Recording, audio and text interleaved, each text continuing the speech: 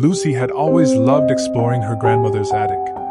It was filled with strange, forgotten objects, each with a story of its own.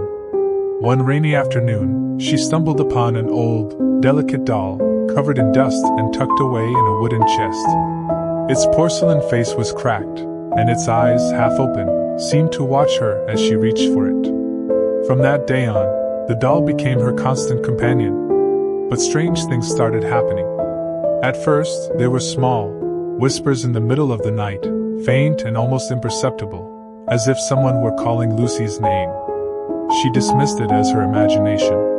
But then the whispers grew louder, more distinct. They weren't just saying her name anymore. They were telling stories, dark secrets about her family. Her grandmother, who'd always been sharp and lively, started acting strangely whenever the doll was around. She refused to enter Lucy's room, and when Lucy pressed her for answers, she would only mutter, "That doll. I thought I got rid of it." One night, Lucy woke to find the doll not on the shelf where she had placed it but sitting on her bed, facing her. Its once cracked face seemed different, almost as if the cracks were closing. And its eyes, those half-lidded eyes, were wide open now.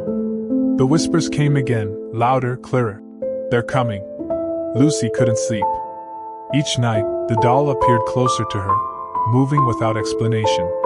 She began to feel its presence wherever she went, as if it were watching her even when she wasn't looking. Desperate for answers, Lucy confronted her grandmother, who finally confessed.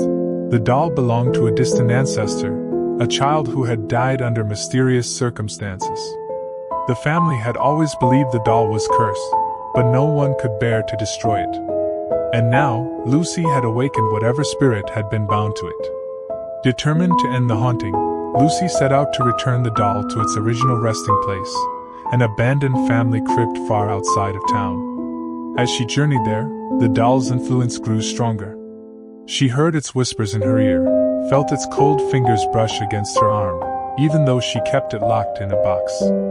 The closer she got to the crypt, the more oppressive the atmosphere became, as if the doll was fighting to remain with her. The final moments were the worst. As Lucy stood before the crypt, the doll's voice screamed inside her head, threatening to unleash horrors upon her family if she dared to leave it behind. But Lucy knew she had no choice. With trembling hands, she placed the doll on the ancient stone slab in the crypt and turned to leave. For a moment, she thought she heard a faint cry, almost human, behind her. But when she looked back, the doll's eyes were closed once more, and the whispers had finally stopped. Lucy walked away, the weight of the curse lifted. But sometimes, late at night, she still wonders if she really escaped the doll's grasp, or if it's just waiting, watching, for the right moment to return.